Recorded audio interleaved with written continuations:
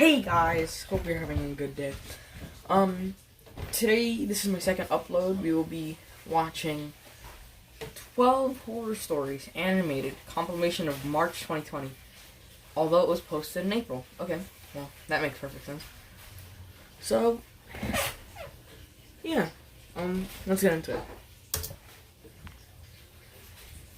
I had a girlfriend who stalked me. Let's see, this one might be good. This happened 3 years ago. I moved out of my parents' house once I started making a steady paycheck. I'm a plumber, and one day I had to go to someone's house to fix some pipes. It was a married couple, and their daughter living there. Their daughter was 22 at the time. She was 6 months older than me, and her name was Amanda. While I was working, she was talking to me, asking if I was single and stuff like that. And to be honest, she seemed pretty cute. We exchanged phone numbers and eventually started dating, and she even moved into my house. We were 3 months into our relationship, and stuff started to get out of hand. She was always getting mad and annoyed so easily. She always started arguments, and so on. This began to happen all the time, even in public, which was incredibly embarrassing. One day I had enough, and I had to break up with her, and I told her to leave and never come back. Amanda was pretty pissed off when I said that. I just ignored her when she was packing her stuff. She finally left, or so I thought. After that day, she would always show up at my house, harass me, throw rocks in my window, Ew. and so on. I'd called the cops many Wait, times. did you see that? Wait, hold on, did you see that? No. Wait, she had like a whole entire FNAF thing going on there. And so on. See, look at her eyes. Dude. I'd called the cops many times, but she was gone by the time they showed up. About a month later, I came home from working. I would find her in her house, yelling at me to come back, or I'd find writing on my walls that would say, "Come back, or I'll kill you." The writing eventually went from pencil to marker, and then wrote fucking blood. And yes, I'm Ew. serious when I say blood. That bitch carved my name a bunch of times into her arms and legs. She only got out of my house because I forgot to take the house keys back from her at the time. In hindsight, I'm such an idiot. You know, that psycho knew where my parents lived and showed up to their house during the night. My mom almost had a heart attack when she woke up to the sound of a knife being tapped on the window glass. When she woke up, she saw Amanda standing there, staring at her, while psychotically smiling at her. Amanda did a lot, which really pissed me off. So one night, I decided to stay overnight. Hold up, wait. Let's just take on the fact that this man looks like the Hulk. Well, you know, when he's turning into the Hulk. Like, no one's got eyes that green. Us. It was about 2 in the morning when I heard a tapping noise in the window next to me. I turned and saw Amanda staring right at me. Her eyes were wide open and red. She had bags in her eyes and a huge smile. I went outside and started yelling at her to stay away from me and my family. But she screamed at the top of her lungs and charged at me with a knife. I punched her right in the face and knocked her out. I called the cops and made sure Amanda didn't wake up while they were arriving. The cops came quickly while Amanda was knocked out. They found my house key on her, and she was arrested and eventually sentenced for a long while. After Amanda was sentenced, my parents and I moved out of state because we'd like to stay as far away from Amanda as we possibly can, because she will eventually be released. Oh, God, no.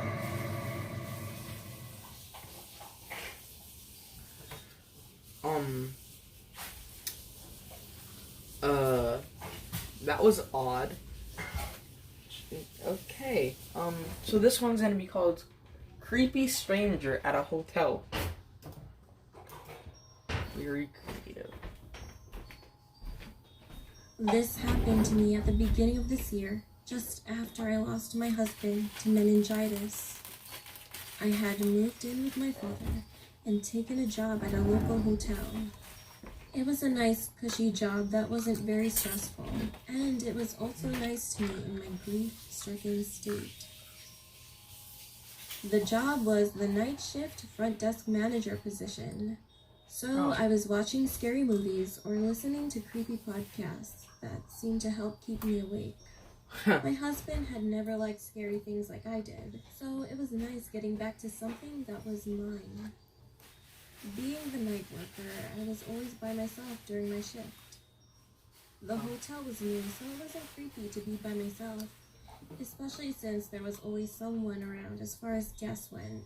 And on top of that, my boss was always a phone call away. I knew I'd have backup if needed. Anyway, it was a night like any other. I was in the back office behind the desk, How's she doing that watching with the cameras and listening to a podcast while twirling a pen around. Dude, waiting she's for just hours to tick away. The hotel was pretty empty, so I felt more alone than usual. I looked down at my phone as my podcast ended and went to pick another one when I noticed movement outside the building on the cameras. A guest was walking in. I hadn't seen a car pull in from the driveway camera, but I chalked it up to me just not paying attention and went to the desk. The man walked in and I quickly noticed his clothes were dirty, tattered, and that he had this odd smell to him. Metallic smelling. I shook off the weird feeling and looked up at his face before greeting him. And I noticed that his eyes weren't on me, but the wall behind, just above me. I followed his gaze, wondering what he could be looking at, but there wasn't anything there. I was confused, but thought maybe he was lost in thought.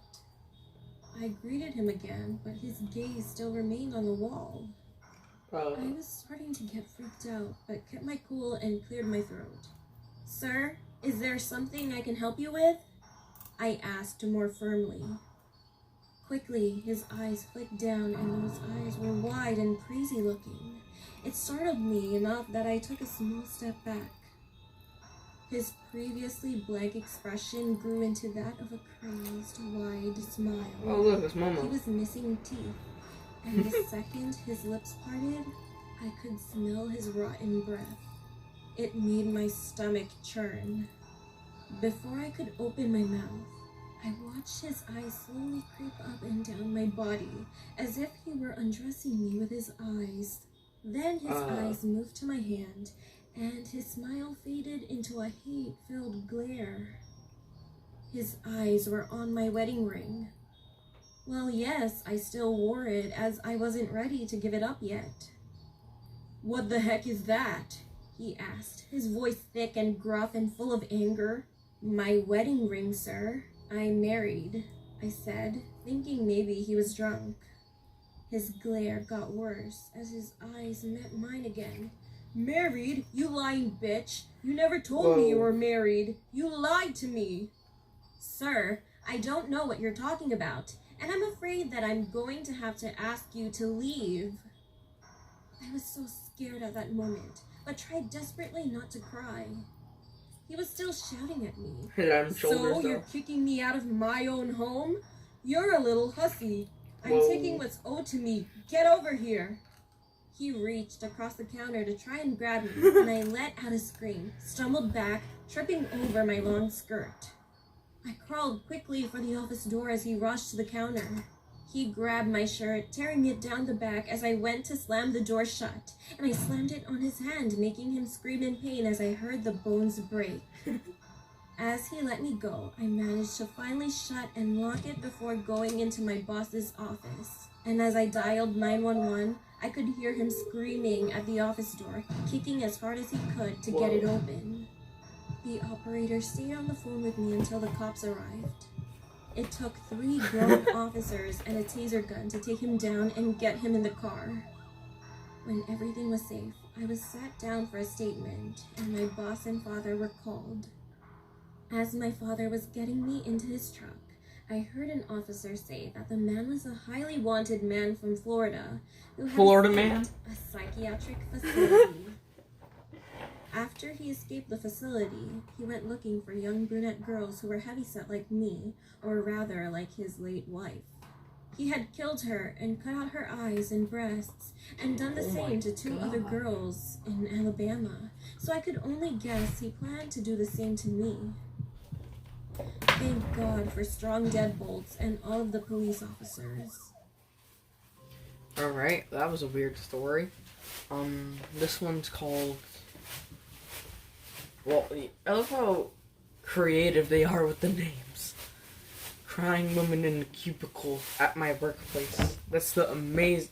Let's give him a clap for that. I used to work at a call center company, and my shift started at 11 p.m. Since training, I've heard a lot of ghost stories about our building. Of course, I didn't believe them, and I really wouldn't have cared anyway because all I cared about was work. One night, I went on a short break to go to the comfort room. Our office is located at the left corner of the building, and usually it's quite dark compared to the other office corners. I normally use the comfort room in the middle of our building because it's bigger and a lot of people go there. But since it was just a short break, I chose to use the executive's comfort room because it was much closer. Besides, it was always clean and looked a lot nicer compared to the other ones. When you enter the comfort room, the first thing you see on your right side are 2 sinks, a large mirror, and 2 lights above them. Then there are 3 cubicles on the right side and 2 cubicles on the left side of the room. When I entered, I noticed that the room was a little bit darker than usual. Some of the lights were not on, and only the cubicle in the corner on the right side had paper left, so I entered that one. When I was sitting in the toilet, I heard someone come in and entered the cubicle next to mine, and then I heard a woman crying. I tried to ask if she was okay, but she just kept crying. As I finished my business and stood up, the crying suddenly stopped. Concerned, I stood outside the door of the middle cubicle, looked slightly and asked again if she was okay, but there was still no answer. I tried peeking under the cubicle door, but no one was in there. But I could have sworn I heard someone come in earlier. I felt a bit spooked as I remembered the ghost stories that my coworkers used to tell about our building. I started walking fast to the exit, but somehow the doorknob that was fine when I'd entered was now broken, and I couldn't get the door to open. I was getting actually scared. The crying began again. He started banging on the door and shaking the doorknob. There was no use. Bruh. And then the sound of the woman crying started getting closer. Panicking, I also started crying while banging desperately on the door. The crying stopped. I could feel the woman standing right behind me. One of the lights in the ceiling started flickering, and the door still wouldn't open. I tried to avoid looking back in fear of what I might see, but from the corner of my eye, I saw in the mirror a reflection of a woman in the flickering light. She was standing at my back. Half of her face was visible in one of the cubicle doorways. I closed my eyes. I was soaked in cold sweat. I remember shaking from fear, thinking I was going to die. I started praying as I cried. Only a minute or 2, though it felt much longer, had passed before the door suddenly opened and maintenance lady stepped in. I was so relieved. I told her about what had happened, but she just apologized for the broken doorknob and ignored everything I said about the crying woman. Bruh. I went straight to the office and apologized to my supervisor for coming back late from my break. I tried to tell her about what happened and told her that I was not feeling well, that I didn't think I could finish my shift that night. She didn't seem to believe my story. I warned my coworkers as well and told them about my scary toilet trip. I never went back to that comfort room ever again, and eventually left my job a few months later. Okay. She said it was a conference room, but, it was a bathroom, because she was washing her hands. She said she finished her business, which we all know what that means. So, how could it... Look what she says.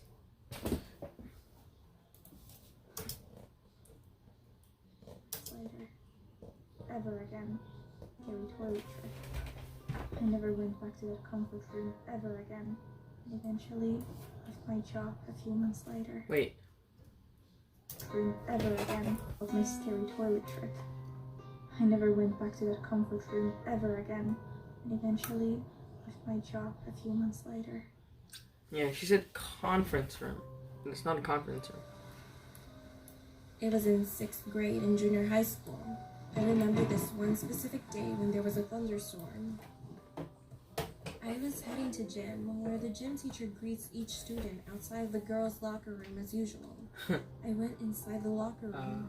I was getting ready to change into my gym clothes as usual, and I noticed at the corner of my eye, a shadow was walking past at the other side of the lockers. I looked and said, "Is anybody here?" There was no answer. So I took my gym clothes with me and thought stupidly that I should follow where the shadow was heading. I went to the back of the lockers where the shower room was.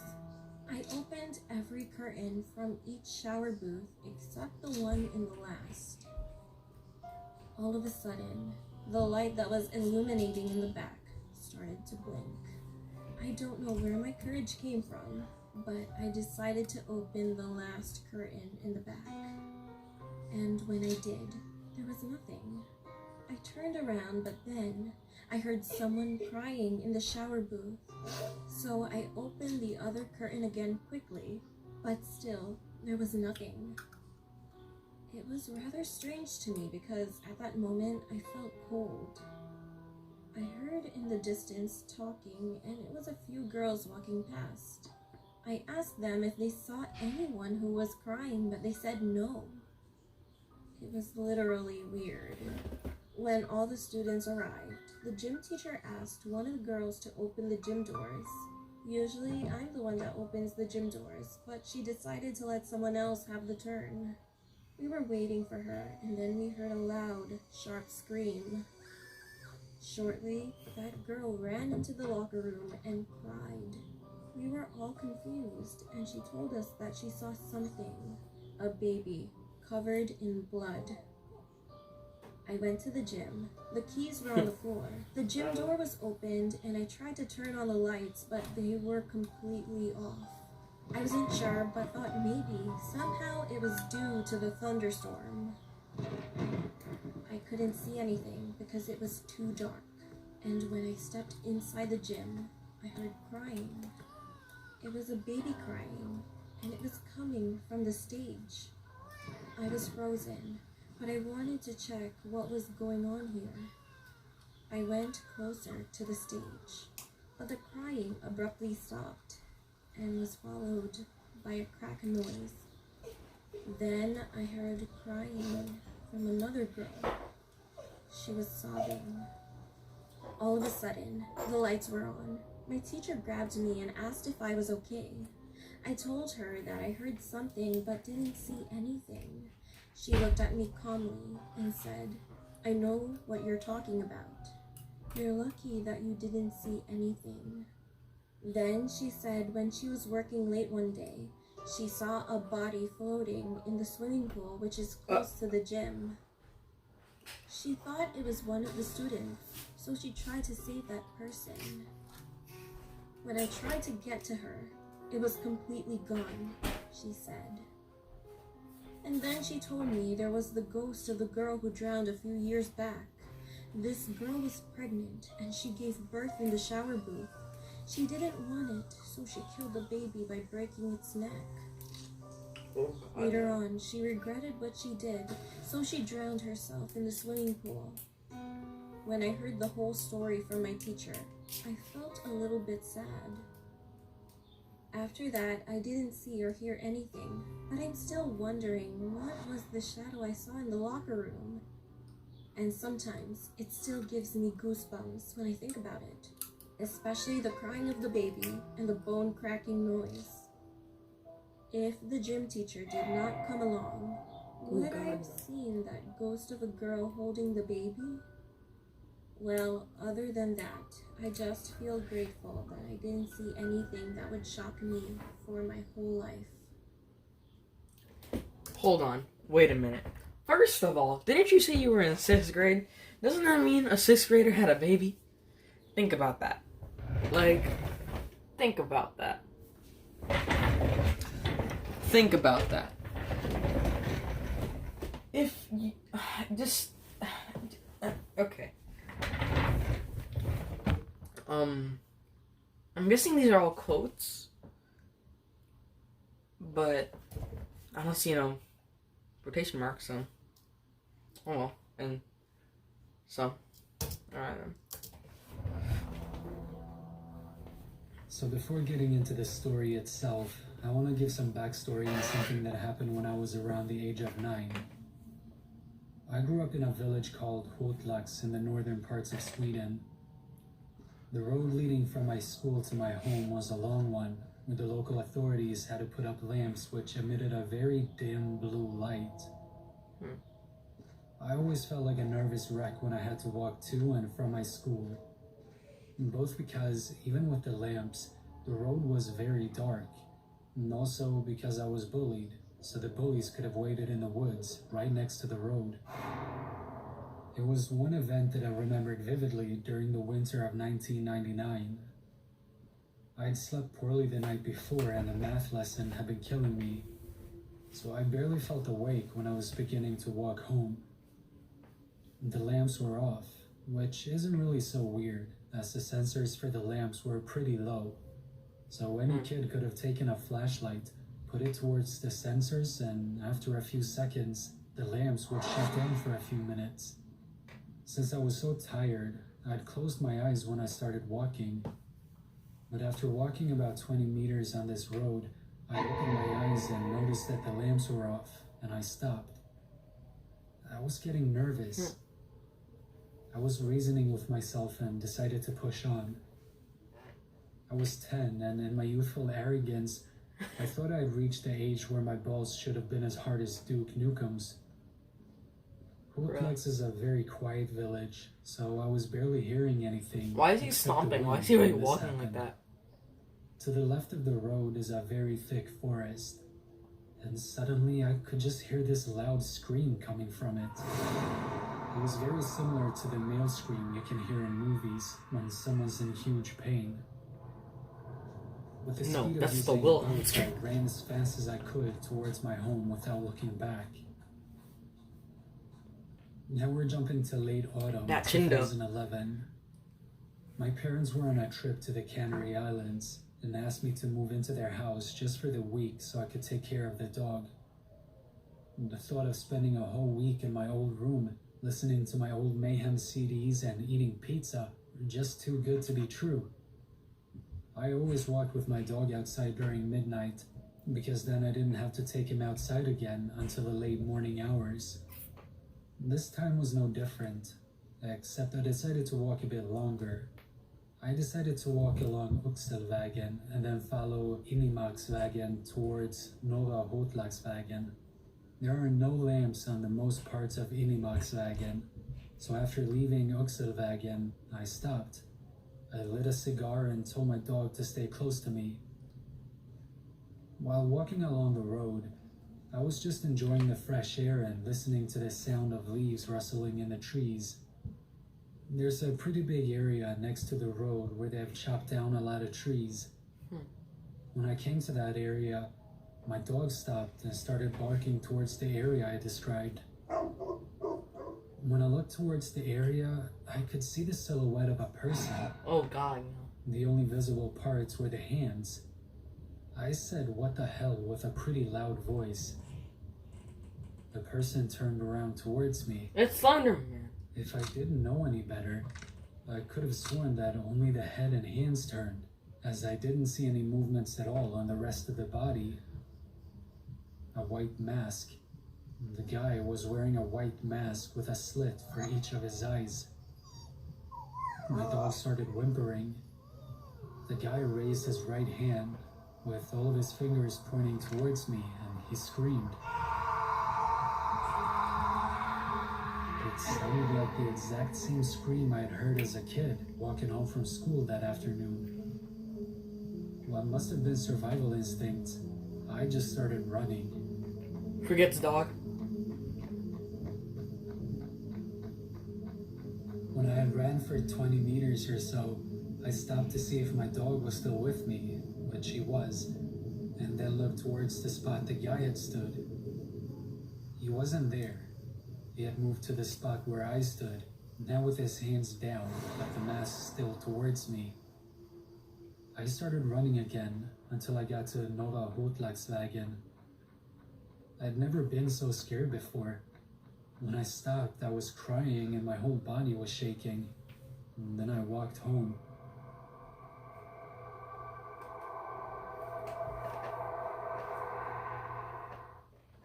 Okay, guys.